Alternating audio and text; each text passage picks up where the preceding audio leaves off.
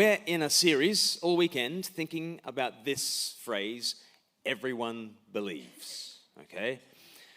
And again, that might rub you the wrong way because you might be here as a guest of somebody, or you might have seen some advertising about this weekend and you've come not as a Christian and you don't particularly consider yourself to be a believer. Perhaps you consider yourself to be just a normal, average, regular, secular person. Just like everybody else, right?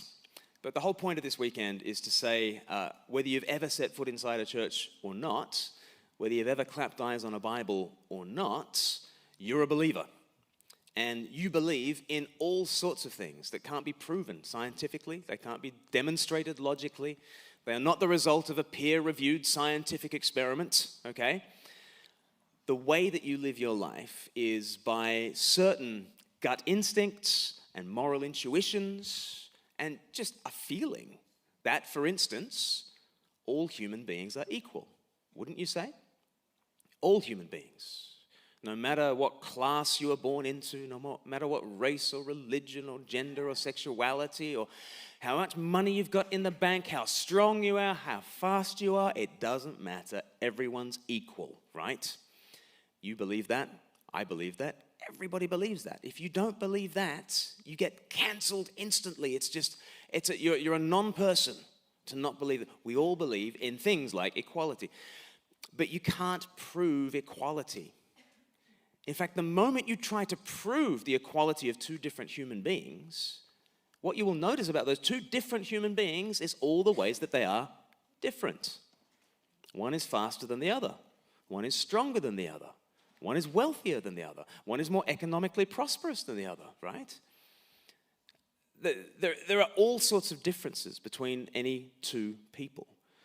And if you went to an ancient person and you said, this person is the equal of that person, an ancient person would chuckle. And they would just say, what are you talking about? That person is a master and that person is a slave. That person is a citizen, that person is a barbarian. That person is a man, that person is a woman. That person is rich, that person is poor. That person is strong, that person is weak. What are you talking about equal? And we go, yeah, but they're kind of equal, right?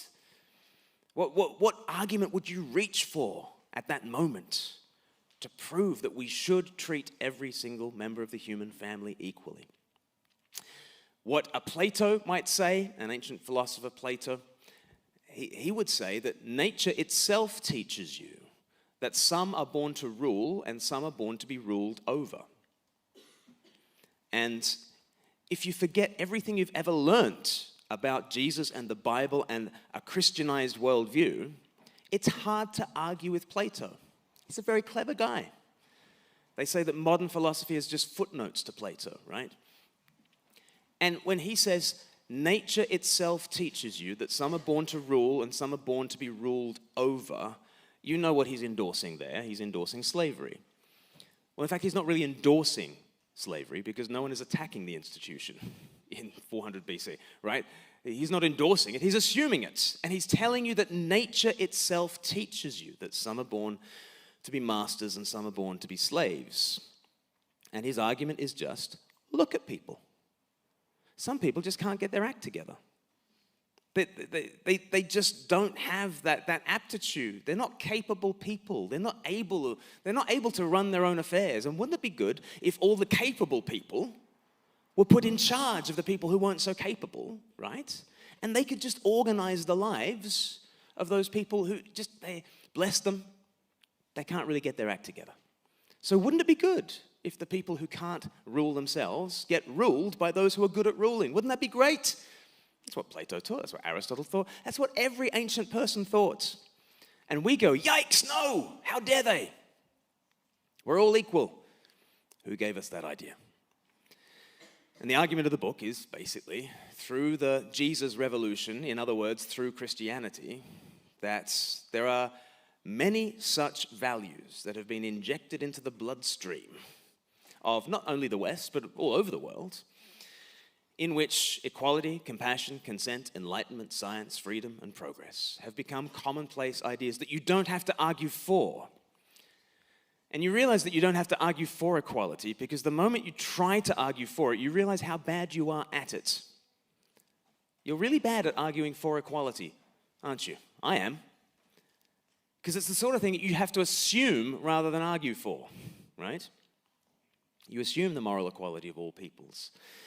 You assume compassion, right? Compassion is this idea that to look after the weak is not a weakness in itself. It's a virtue. And a society should be judged by the way it treats its weakest members. Don't you think that? You think that. You believe that. We all believe that. But it's a belief. You can't demonstrate it. In fact, you would be a monster if you tried to scientifically prove this maxim. Imagine what the scientific experiment would look like to prove compassion. You've got one bunch of people who say, our society would run much better if we eliminated all the disabled. Imagine you have such a society. Unfortunately, in the last 100 years, we haven't had to imagine such a society. We've been faced with such a society, but in the interests of not invoking Godwin's rule, I won't name the society, but imagine that there was a society that says our society will run better if we eliminate all the disabled. Okay, at that point, we don't say to them, okay, run the experiment for 10 years, report back the results, we'll try to replicate the study in another society somewhere else, and in 20 years, we'll hold a symposium, and we'll try to figure out whether a society really does run better if we eliminate the disabled. Okay? A purely scientific worldview would say, do that. Get the facts straight. Just get the data, right? Run the experiment. 10 years of eliminating the disabled over there, and 10 years of protecting the disabled here, and we'll have a symposium, people will present their results, and we'll figure out which society flourishes better. Do you think we should run that experiment? Right, and we didn't think he was a great guy, did we? We don't want to run that experiment. And we think it would be evil to run the experiment, which means that you don't first and foremost believe in science, do you? You first and foremost believe in compassion and equality, don't you? There are some scientific experiments that would be unconscionable to run. Okay? You do not live your life according to science. Of course you don't. I hope you don't think you live your life according to like rationality and science and evidence. Nobody does. You don't. And if you did, you'd be a monster. Right? Nobody does. There are many scientific experiments that would be really interesting to run and would be thoroughly wicked. Because things like equality and compassion run much deeper than our supposed desire to be simply rational people. We're not simply rational people, we're believers. We believe that all people are equal. We believe that we must protect the weak. With consent, we believe that elite men do not have the right to possess the bodies of other people. We believe that really, really strongly. The Me Too movement was such an assertion of that, right? And yet Harvey Weinstein, when judged by the standards of the Roman Empire, what would you call what Harvey Weinstein did by the standards of the Roman Empire? Business as usual. What would he be in the Roman Empire? A senator, probably. A celebrated senator, okay? And yet, nowadays, I don't need to argue for the fact that consent is central to sex. I don't have to argue for that. We assume that, and if you don't assume that is just an unconscionable evil. Enlightenment. I mean, so many of you here are students, and so many of you here are studying subjects which, sorry to say, might have nothing to do with the employment that you later on find, right? But we still don't think that's a waste of time, and probably you have spent 15 years studying things that will have no economic value whatsoever, but you kind of think it's just a good thing in and of itself to learn stuff. It's a bonkers idea, really. But just learning, not vocational skills, just stuff. Let's learn Latin. Why? I don't know. Just good to know stuff, right? Let's do particle physics. Why? I don't know. Is that going to help you to be a banker or an accountant? Or no, it's just stuff. It's good to learn stuff, don't you think? I don't have to argue for the goodness of enlightenment. Enlightenment goes deeper than just education. It's the idea that you do not forward your ends by coercion or force or violence, but by persuasion. You must have the consent of other people in all kinds of areas of life, and therefore you need to persuade people and educate people and enlighten people. You believe that, I believe that, everybody believes that. Science, I mean, I had a great question last night. Somebody said, is science really a value? It's a good question. I'm not saying that science itself is a value, but I'm saying our belief in science has taken on this kind of status. During COVID, what did we do? We followed not just science, did we? No. We didn't just follow science. We followed the science, didn't we? The science, right? And at that stage, you start to see that science has attained a kind of a level in our society that is calling our trust. It calls forth our confidence. It calls forth our allegiance. We follow the science, and the science will deliver us from evil and do all those sorts of things, right? But we believe in the goodness of science, and we believe that science can be done. And where did science come from? Well, you can read in the book. I've got a whole chapter on how the modern scientific method emerged in Christian universities with Christian scholars for Christian reasons. Freedom, we all believe that Plato was wrong. We all believe that Plato was wrong, okay? We should not have masters and slaves. No persons should be property. And you should be in charge of your own life, okay? We all believe that. We don't need to argue for it. We take it on faith. Progress. We're thinking about progress tonight. Martin Luther King famously said, and he was taking a statement from another preacher 100 years earlier who was fighting against the slave trade in his day. But Martin Luther King popularized the statement. The arc of the moral universe is long, but it bends towards justice. And if people didn't believe it in the 1960s, then some of the gains of the civil rights movement made people believe that, yeah, maybe there is an arc to the moral universe. And maybe it is bending towards justice. Well, where did Martin Luther King Jr. get that idea from? Well, I didn't give his full title, did I? He's the Reverend Dr. Martin Luther King Jr., a preacher who packed more scripture into his speeches than most preachers do with their Bible passages, right? He packed the Bible in, the prophets about the righteousness will roll on like rivers, and justice like a never-failing stream, about the day when we will beat our swords into plowshares. He was speaking with biblical hope about marching on towards a better tomorrow. And nowadays, we tend to believe him because we look back to the abolition of the slave trade and we look back to the civil rights movement and we start to think, you know what? There were some evils and somehow we managed to reform them. Maybe there is a pathway forwards. Maybe things are getting better. It's gotten to the stage where we're so enamored with the idea of progress, we think that merely stating the date is an argument. You know, I can't believe we're talking about this in 2022.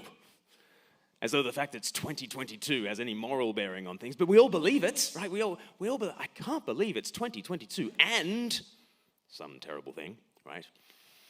We all have started to believe in progress. Now, all these things are beliefs. None of these things are provable scientifically, and they've all come to us through Christianity. That's my contention. On equality, you would not have human rights without Jesus, and then North African Bishop Augustine, and then medieval Christendom, and then the Declaration of Human Rights, which was framed by Jacques Maritain, a Catholic thinker. You wouldn't have these things without Christianity. Compassion. We wouldn't have hospitals or orphanages or hospices or charities without this Jesus revolution. Consent. The kinds of sexual assault that we are all rightly disgusted by were invisible to the ancient world and became visible through the Jesus revolution. In terms of enlightenment, where did this belief in schools and education come from? Where did universities come from? Science, where did the scientific method come from? Freedom, the abolition of the slave trade. Where did it come from? Progress, the civil rights movement was in many ways a profoundly religious thing. Where did all these ideas come from? And just tonight, I want to take you back to ground zero of the Jesus Revolution and show you where it came from. And it came from the most unlikely place. It came from an itinerant preacher called Jesus, who didn't have 2 pennies to rub together, and he has overturned the world. It's quite a story. But it starts in Mark chapter 4. Let's have a look. Mark chapter 4. And here is Jesus. He's an itinerant preacher. He's just given up his job as a carpenter. And now in his distinctive northern accent, he's shooting his mouth off in some backwater of a long-dead empire. And he's plotting world domination. Who does he think he is? And to give some idea, he is a carpenter from Nazareth. If he was alive today in that sense, if he'd come in 2022, I guess he'd be like a car mechanic from just outside Kharkiv in Ukraine, right? Think of a car mechanic in small town Ukraine, okay? Under the thumb of a mighty oppressor. Still got the grease under his fingernails. And he starts talking about taking over the world. It's just an extraordinary thing, isn't it? I mean, I don't know if you believe in miracles this evening, but you know the first miracle Jesus did? He turned water into wine. Famous miracle. A lot of people think, if God ever showed up, he would turn the wine into the water. But no, Jesus is the kind of God who comes and turns the water into the wine. And I don't know whether you believe that miracle happened or not. Here's a miracle that has actually happened. Jesus, this car mechanic from rural Ukraine, this carpenter from Nazareth, has turned God-forsaken execution on the cross into world domination. It's quite a miracle, isn't it? Water into wine? He takes God-forsaken execution, turns it into world domination. Whether you think the water into wine thing happened, the world has been dominated by that figure on the cross. Here's a miracle that's actually happened. I wonder if you've got an explanation for it. So in Mark chapter 4, back on the slide, we've got Jesus beginning his revolution. How does he begin his revolution? By persuasion. Not by force, not by violence, never by that. By persuasion. By words. Again, Jesus began to teach by a lake. The crowd that gathered around him was so large that he got into a boat and sat in it out on the lake while all the people along the shore at the water's edge. He taught them many things by parables, and in his teaching said, "Listen, a farmer went out to sow his seed." So here is ground zero of the revolution, and it just starts with something so ignominious, so small, so tiny, just words. But think about the analogy with seeds. I mean, seeds, they look pathetic, they look weak, don't they? But if you hold an apple seed between your fingers, you've got enough there to feed the world, don't you? Because you put that seed down into the ground, bury it, it'll rise again, it'll create a tree. And that tree will create many apples, and those many apples will create many more seeds. Plant all those seeds, what have you got? You've got maybe like 100 trees now, okay? Well, those 100 trees, how many apples do they have? Thousands. How many seeds do they have? Tens of thousands. Okay, we'll plant them. In the next generation, how many trees have you got? And then how many trees? Very soon, you have enough apples to feed the world, don't you? Just with a seed. Looks so weak, it looks so pathetic, just like Jesus himself. Looks so weak, looks so pathetic, but bury him. See what happens. Bury him, he rises again. And he gives seed to his followers. They scatter that seed, and they scatter that seed, and scatter that seed. And pretty much, they spread the word to the whole world. And this is the way. The seed that goes down into the ground, it's interesting. The very first title for Jesus really could be seed, actually. In Genesis chapter 3, the Garden of Eden, everything is unraveling. And the Lord comes and preaches the gospel, essentially. And he says, the seed of the woman will crush the snake. The seed of the woman will step on the snake's head. That seed will be struck, but he will bring the death blow to evil. Right from the beginning, the seed is a title for Christ. And it shows the way that Jesus will bring about his revolution. By being struck, by going down, through weakness, he will bring about an extraordinary victory. And you trace that through the Old Testament. There is this hope that for unto us a child is born, for unto us a son is given, and the government will be upon his shoulders? Really? And he'll be called Wonderful Counselor, Mighty God, Everlasting Father, Prince of Peace. Of the increase of his government there will be no end. And he will reign on David's throne, upholding it with righteousness and justice from that time forward and forever. There's that messianic hope that the one who looked so ignominious is going to triumph through his weakness and take over the world. Well, Jesus is the seed, and he goes down into the ground, he rises up again, and he creates a following. And the followers now have seed in their pockets. And now we start scattering the seed, the word of the kingdom. And it starts to do its work. Jesus says, as he was scattering the seed, some fell along the path, and the birds came and ate it up. He'll explain that the birds represent satanic opposition to the word of Jesus. But he's not fazed. Jesus is not daunted even by satanic opposition. He's like, oh, never mind, just keep on scattering. Keep on preaching the word, never mind. So you go on to the next soil type. Some fell on rocky places where it did not have much soil. It sprang up quickly because the soil was shallow, but when the sun came up, the plants were scorched and they withered because they had no root. He goes on to explain, this is people who are instantly really happy about Jesus and they rejoice in him, but then it's tough to be a Christian, and so they back off and they fall away. And Jesus says, that's going to happen as you tell people about me. That's going to happen. But don't worry. Don't get flustered. Just move on. Scatter seed on the next soil type, the next kind of person. Other seed, verse 7, fell among the thorns, which grew up and choked the plants so that they did not bear grain. And then that kind of soil type is like people who are choked by wealth and worry and wanting. They love Jesus, but they love other things as well. And it really chokes the life out of their Christian witness. And Jesus is like, okay, that will happen too. You'll tell friends about Jesus and they'll fail to bear fruit in their lives. Never mind. Keep going. Keep spreading the seeds, spreading the word. Because verse 8, still other seed fell on good soil. It came up, grew, and produced a crop, some multiplying 30, some 60, some 100 times. Wow. You have good seed. There is good soil. And how good is this soil? 100 times what is sown. That's 10,000% yield. It's pretty good. That's a pretty good return on investment, isn't it? And Jesus is telling his people, look, I'm the seed. I go down into death and rise up again and bring an improbable victory over death and hell. And I give you seed, and now you can speak to people about me, and there might be satanic opposition. Never mind. Keep speaking of me. And there might be people who are really shallow followers, and they fall away. That's okay. Keep speaking about me. And there are other people who are choked by wealth and worry and wanting. That's okay. Keep speaking about me, because there are some people who will just lap it up, and they love it.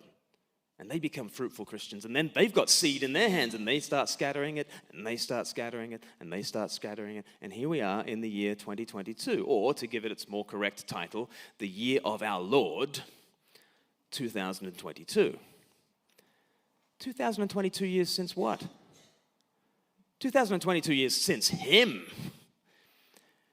Since this total nobody, this carpenter from Nazareth, this car mechanic from outside Kharkiv, 2022 years since he shut his mouth off in some backwater of a long-dead empire. And we're still talking about him. Extraordinary, isn't it? And how has it happened? It's happened very simply. He has gone down into the ground and risen up again, and he's given us seed, which is the words to proclaim about Jesus. And that means, look, if you're a Christian here tonight, you've got seed in your pockets. As you go back to halls of residence, you go back to your homes, you've got seed in your pockets.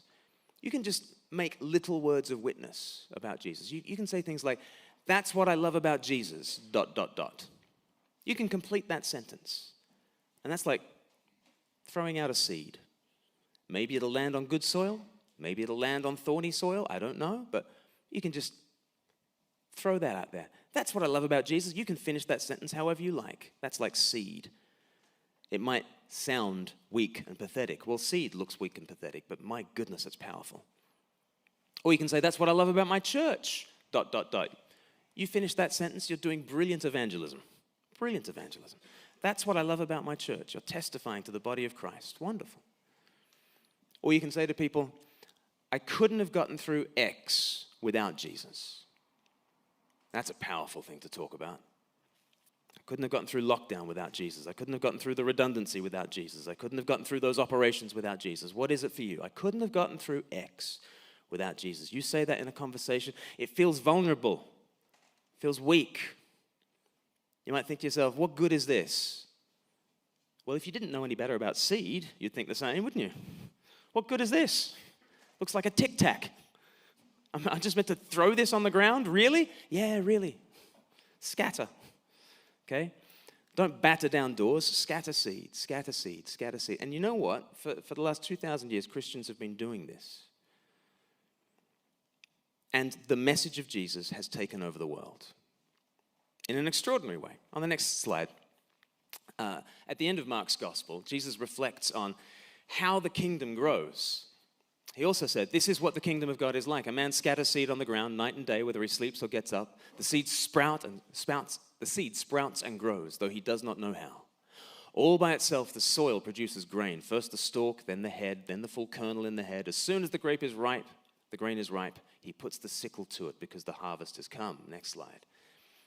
Again, he said, what should we say the kingdom of God is like? Or what parable should we use to describe it? It's like a mustard seed, which is the smallest of all seeds on earth. Yet when planted, it grows and becomes the largest of all garden plants, with such big branches that the birds can perch in its shade. Where did we last see those birds? Remember those birds? What were they doing? Those pesky birds. What were they doing? Get away, you birds. What are they doing? They're gobbling up the seed, aren't they? What are they doing now? They're perched within the kingdom that Jesus has grown.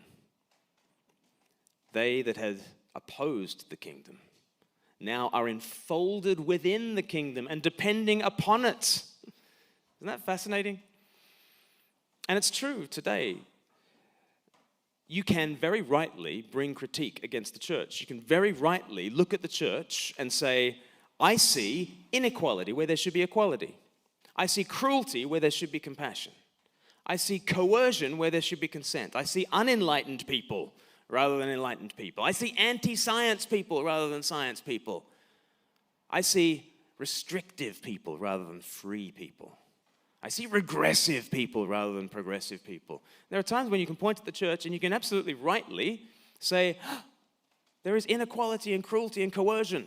You can say all those things, but you can only say them because of the values that Jesus has given us. Equality, compassion, consent, enlightenment, freedom, science, progress.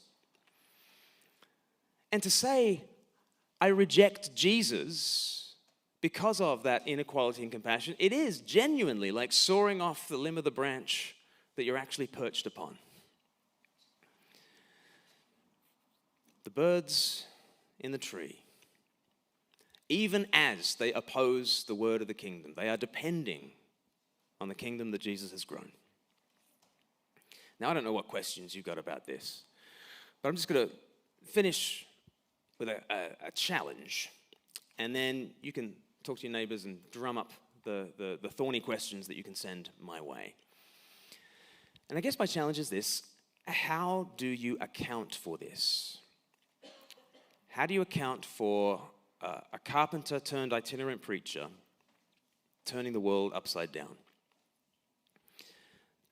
The Big Bang is a theory that's only like 100 years old.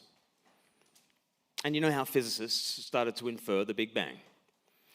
They looked at an expanding universe and they thought to themselves, you know what, if you press rewind on that and you go all the way back, at some point there is a 0 point.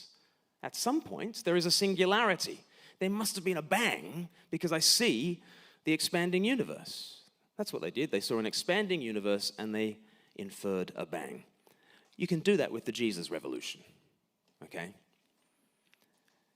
There are more followers of Jesus Christ on planet Earth today than there were yesterday. And there'll be more tomorrow, and there'll be more the next day, and the next day. That prophecy from Isaiah, 2,700 years old, that prophecy of the increase of his government, there shall be no end, apparently that's true. that prophecy that Jesus made, that he would grow the greatest kingdom on earth, he got it bang on the money. And we look around the world and we see the expanding universe of Christ's influence in this world. And I just want to ask you the question, hit rewind, when was the bang? Well, historically, we know when the bang was. The bang was in the 1st century. And the bang somehow happened after he was crucified in ignominy.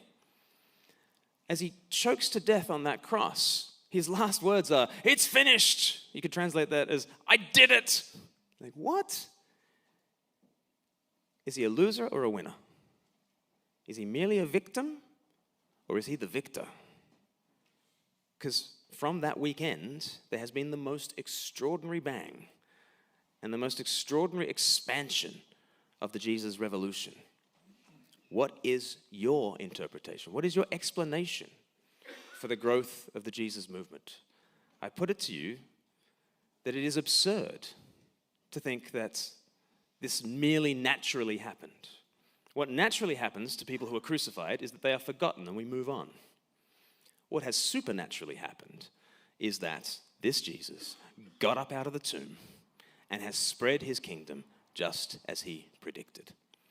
That's my contention. I wonder what you make of it. I'm going to stop talking now. You guys can turn to one another. You can start asking yourselves the different questions. I want you to generate really the spiciest question you can possibly generate, because we want to have a good Slido time. Can we have the slide up for Slido? Brilliant.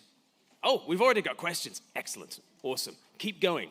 And don't forget to upvote as well, because that really helps us sort which are the most popular questions. So why don't you turn to your neighbors? Have you got anything more to say, John? Or yep. So why don't you turn to your neighbors, generate those great questions, and we'll be back in 5 minutes. Awesome. That's great. I think as a church we should give some, have a whip round for Dave. These chairs have looked better state. One of the legs on this chair is just about to fall off. So if I do go, don't worry, I was expecting it. Glenn, I think you're all right. I think you've got the better chair, so we should be okay. We've got some questions up on a Slido. Thanks so much for putting them in. I guess just a nice one to start this is, what's the most memorable thing that you've learned whilst writing this book, The Air We Breathe? What struck you? Oh, gosh. I think, so I've got those 7 values. They actually map onto 7 different epochs. So equality maps onto Old Testament era, compassion maps onto New Testament, consent maps onto the early church, enlightenment maps onto the medieval period. And that was the big myth-busting moment for me, because I don't know if when you think of the medieval period, don't you think of the Dark Ages? And like historians don't call them the Dark Ages anymore because it's difficult to call a period that invented the university and parliaments and human rights and cathedrals and Chaucer and Dante. It's hard to call that dark actually when you look at it, and so gaining a greater appreciation for all the light that was there in that 1,000-year period was, that was a real, that really overturned some prejudices that I had. Yeah. Okay. Well, thank you very much. The great thing about Slido is the questions are at the top. You know, when we had the student lunch, we had questions. I could weed out some of the questions like, is Australia a really dangerous place to live? But with Slido, you haven't got that choice. So let's go for the first one, because that seems to have had a lot of thumbs up as well. Oh, yeah. Could it not be argued that we're trying to attribute things to Christianity that could just as easily be attributed to non-Christians? I guess the part of that question I want to press into is, like, who's the we? Could it not be argued that we are trying to attribute things to Christianity? And, like, honestly, it's not just Christians who are doing this. Those people who don't believe in human rights, for instance, very often they don't believe in it because it's Christian. And Yuval Noah Harari, we looked at a clip of his yesterday, and he's just very clear. Human rights have come to us through the Bible. And I want to get rid of the Bible, and I want to get rid of human rights. Peter Singer is someone else. who doesn't believe in human exceptionalism and equality in the way that probably a lot of us would think. And the reason is, he says, well, it's a Christian thing. And why should we be so darned Christian about it? And then you look at, more secular historians like Rodney Stark or like Larry Seidentop or like Tom Holland. And these are not people who are trying to bang the drum for Christianity. They have no allegiance to confessional Christianity in any way, shape, or form. This argument that things like human rights have come through the influence of Christianity is pretty accepted in the academy. What's been interesting is that Tom Holland's trying to bring it out into the popular level, and then people are sort of saying, "What, really? From Christianity?" And I think partly that's because the abolition of the slave trade, Christians. Which again was a profoundly Christian movement. Abolitionism was a profoundly Christian movement, and particularly Quakers and evangelicals uniting in this country. And in order to enforce the abolition of the slave trade to Catholic and Muslim lands, they had to sort of translate the language of we're in the image of God and this is a sin against the Creator. In order to really spread that view around the world, they had to start saying, instead of it being a sin against the Creator, it's a crime against humanity. And they had to secularize the language in order to have it sort of accepted by Muslim and Catholic lands. And so a lot of the gains of Christianity have been kind of anonymous gains and kind of secularized in the language that comes out. So I guess we just have to go through each of these values and figure out who are the non-Christians in particular that could be said to have founded these values. And you can read the book and figure out whether I make a compelling case or not. Great. Okay, thank you. I should have said before we started, we're going to go to about 10:45, and so. But if you need to leave before then please feel free to do so. We're just going to carry on till that time. The next question we've got is, if we're attributing the truth of Christianity to its growth, could Islam not make a similar argument for its own truth? Mm-hmm. So I'm not trying to say might is right.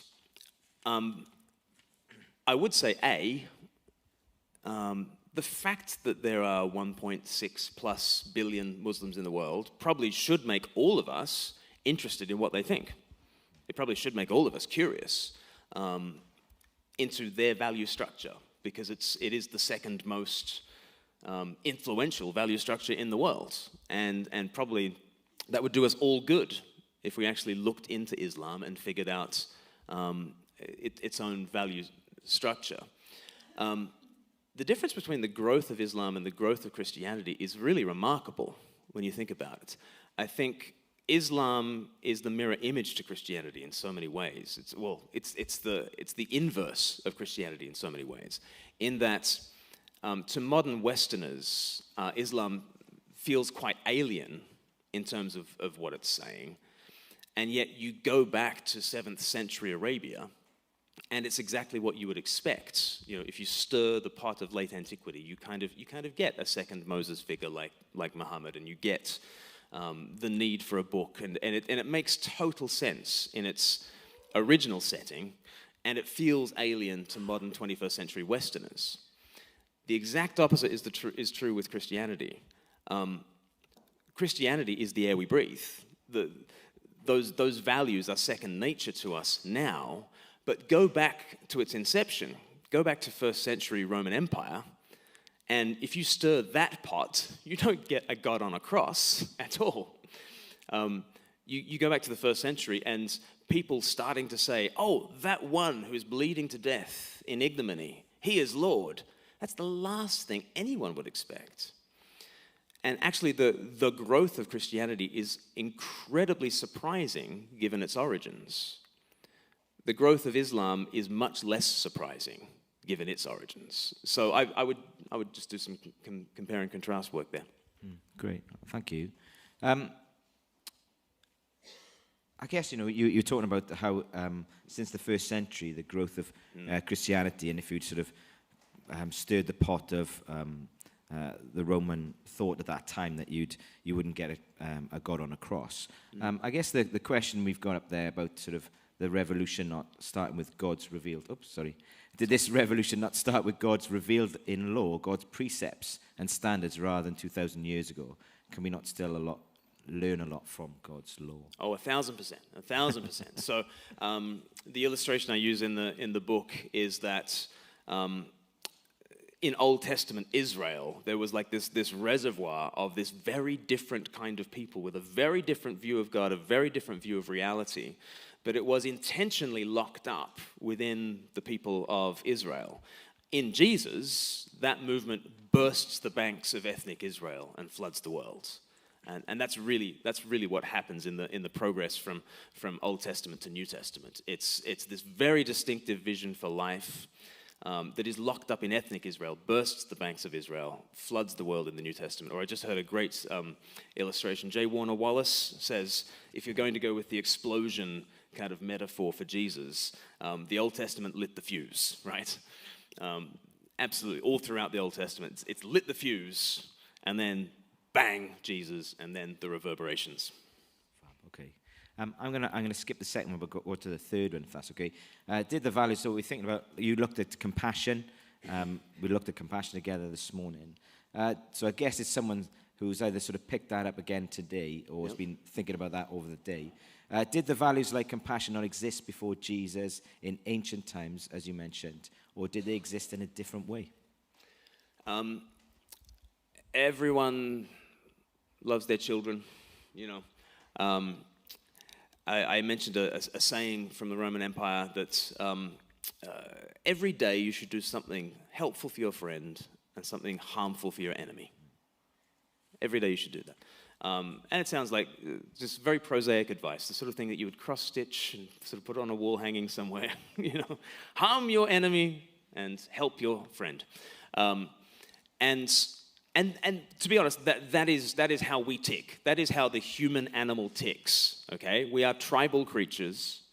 And of course, we are very compassionate to those who are in our tight circle, and if they're lovely, and if our blood sugar is, sufficiently elevated, then we will love the lovely. That's what all of us are like. And I don't care what race, religion, time period you live in. Of course, we're all compassionate in that sense. But the idea that you should love your enemies is so bonkers.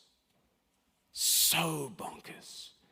You get Nietzsche jumping up and down in the 19th century. It's like basically saying, I feel like I'm taking crazy pills. Why are we loving enemies? This is so dumb.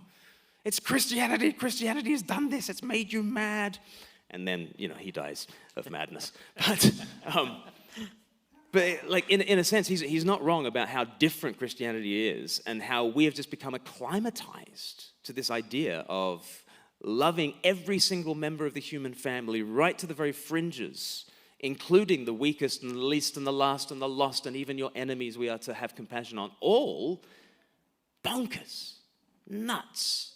So there's something very, very distinctive about the biblical view on compassion. So that's how I compare that. We are going to go to consent, aren't we? I was going to move away from it to the next one, but let's do that then. If you now you've mentioned it. So how did Jesus create consent? That's chapter 3 of my book, where I look at the early church and I look at the original sexual revolution. And when you think of the sexual revolution, you probably think of the 1960s, right? But many secular historians like Kyle Harper, like Joseph Henrich, they would say like the real revolution, the real sexual revolution that has absolutely transformed our view of gender, sex, sexuality is the first century revolution, the one that Jesus brought. And ground zero for that revolution is Matthew chapter 19, and there Jesus says, look, when it comes to sex, it's one man, one woman, for life, and there's no getting out of it. That's your lot. Oh, and there's another option. If you don't want to go with that, lifelong chastity. There you go. And those are the two options. And it sounded nuts to everybody, including Jesus' closest followers. Like, his followers are saying, if this is the way, it'd be better if we never got married. And like, we're never told what the wives of those disciples thought, like, as they say that out loud. But here are these red-blooded men, and what is Jesus doing? He's absolutely curbing male sexuality. And that has led to the greatest prosperity. So Joseph Henrich is an evolutionary biologist at Harvard University. He wrote a book called The Weirdest People in the World, about how we in the West are so weird. Why are we weird? Because of Christianity. Again, he's not a Christian. He's just like we are so peculiar, and we don't notice it. The air we breathe is so fundamentally Christian, and we don't understand it. And it wrecks social science, because we do like 95% of all our psychology tests on Western students, because it's easy with a Western student. Apologies to all you students, but if you're a 19-year-old, you're offered a slice of pizza, you're going to do the study, aren't you? Right? And we're testing this weird mindset that has been so utterly Christianized over 2,000 years, and we think that that's how the human brain works. And Joseph Henrich's like, we need to start again with psychology, because we have thought that a Christianized mind is a normal mind. No, we are weird. And he coined the phrase, the acronym WEIRD, Western, Educated, Industrialized, Rich, and Democratic. And he's an evolutionary psychologist. He's not a Christian in any way, shape, or form. And he's like, the reason we are weird is totally because of Christianity. He's got the biggest, fattest book to prove it as well. It's totally because of Christianity. And in particular, he kind of focuses in on the sexual revolution of Jesus. He calls it the marriage and family program, where Jesus basically says it's one man, one woman for life. And in that, the man is tied to his sexual partner and his sexual choices in this lifelong monogamous bond that is for the absolute liberation of women around the world. You might think, what? Marriage for the liberation of women? Don't take it from me. Take it from Professor of Evolutionary Biology. Because what happens when men are not tied to their women and their children? You get elite men taking all the women, and that's no good for the majority of men. It's terrible for all the women. And it leads to all sorts of dysfunction in society. You can kind of read his book about that. So the Jesus revolution starts in Matthew 19. The Apostle Paul writes in 1 Corinthians chapter 7, and he brings mutual consent into the bedroom. And he says, look, a man's body does not belong to him, it belongs to his wife, and the wife's body belongs to the man. And if they have sex, it's by mutual consent. And if they abstain, it's by mutual consent. And it's an absolute bombshell. It's just an asteroid falling into the ancient world. Really? Totally transformed our society. So I urge you to read From Shame to Sin by Kyle Harper, who's a historian looking at that first century revolution, or The Weirdest People in the World by Joseph Henrich, or I think there's a book back there. It's only £6 as well. And I have a chapter on consent. But that was another eye-opener, like when you said, in terms of things that have really helped me in the research, medieval period, but also that first century sexual revolution. It's eye-opening. Brilliant, thank you. Thanks also for revealing to everyone my philosophy on how to do student work. Lots of pizza. Just a reminder, after this, and we'll be doing pizza. So, I'd like to get sort of more personal with sort of how do you know God is real? I guess in your message this evening, it said, I couldn't have got through X without Jesus or God. And so, it's not just theory, it's experiential as well. So I guess, how do you know that God is real? Like this argument is not an argument for whether God is real or not. But I hope it opens up ways that you can press into faith. I hope it opens up your mind to the fact that you already are a believer. You already give your life to certain values that you can't prove. And what about Jesus as the source of that compassion and equality that you already love? Because there is something about encountering the self-evident goodness of a truth, which is quite similar to encountering the self-evident glory of Jesus. I look at the sun, I know it's bright. I taste honey, I know it's sweet. I look at the violation of consent, and I know it's wrong. I look at instances of inequality, and I know it's unjust. No, I just know. I know it in my bones, and you know it in your bones. And then I look at Jesus on that cross, and I see him with his arms wide open to the world, praying, Father, forgive. And I know that is the highest, deepest, widest, most glorious vision of what God must be, that it's possible to look upon. I just know it. How do I know that God is real? I look to Jesus, and I think to myself, well, if God's not like him, forget it. But if God is like him, he must be like him. He must be the sort of God who would descend down to the lowest depths and die that slave's death with his arms wide open to the world. Whatever else is glorious in life, it's that. So I would just urge you to keep looking at Jesus until you start saying, oh gosh, I know that violations of consent are wrong. I know that violations of equality are unjust. And I know that he is tops. He's great. He's glorious. He's Lord. And as soon as you say that, it's like bad luck. You're a Christian. You know, it just kind of sneaks up on you. Yeah, it's great. I think when you're struggling or something in life has gone wrong, it's great when people can sympathize with you.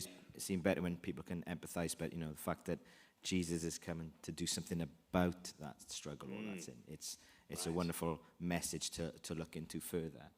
We're running out of time, but there's one with 23, isn't there? In emphasizing Christianity,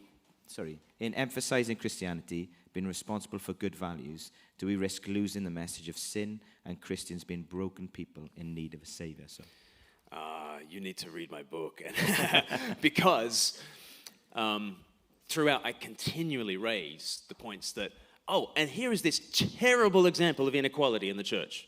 And here is this terrible example of unenlightenment, and this terrible example of anti-science, and this terrible example. So to say that Christianity has brought those values into the world does not mean that Christians are good at those values. Christians are the worst.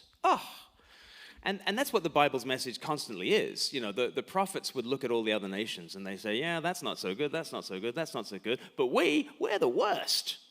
Right? And that's the message that Christians have for the world, right? It's not that because through the Jesus revolution we've come to see equality as the highest good, we are good at treating people equally.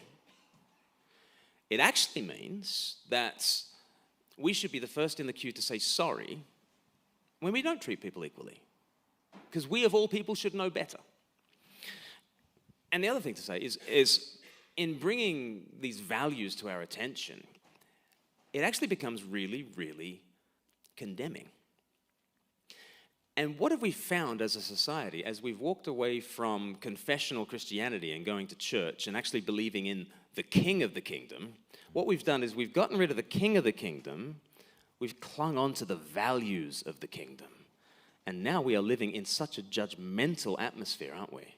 Where we're very sure about equality and compassion, and very sure that that person is violating equality and compassion.